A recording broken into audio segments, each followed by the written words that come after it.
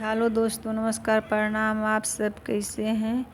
उम्मीद है कि आप सब अच्छे हैं। आप लोग के साथ एक झूमर गीत लेकर आए हैं। अच्छा लगेगा तो सपोर्ट कीजिएगा, शेयर सब्सक्राइब कीजिएगा, कमेंट कीजिएगा।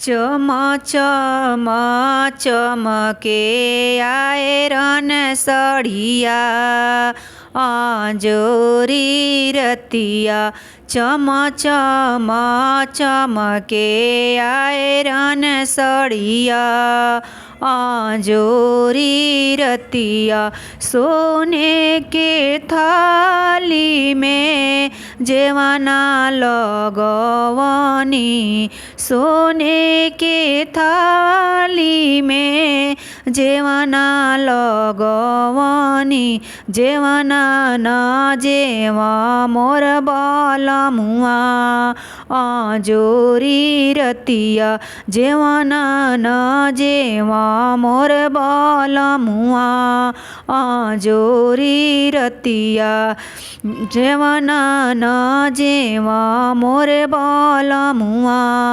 आंजोरी रतिया, झांझर झाड़ी गाजल पानी, झांझर झाड़ी गाजल पानी, पनिया न पिया मोर बलमुआ आंजोरी रतिया, पनिया न पिया मोर बलमुआ आंजोरी रतिया, चम चम चमके आयरन सड़िया आंजोरी रतिया, चम चम चमके आयरन सड़िया आंजोरी रतिया, फूलो हजारों के सेज लगवनी, फूलो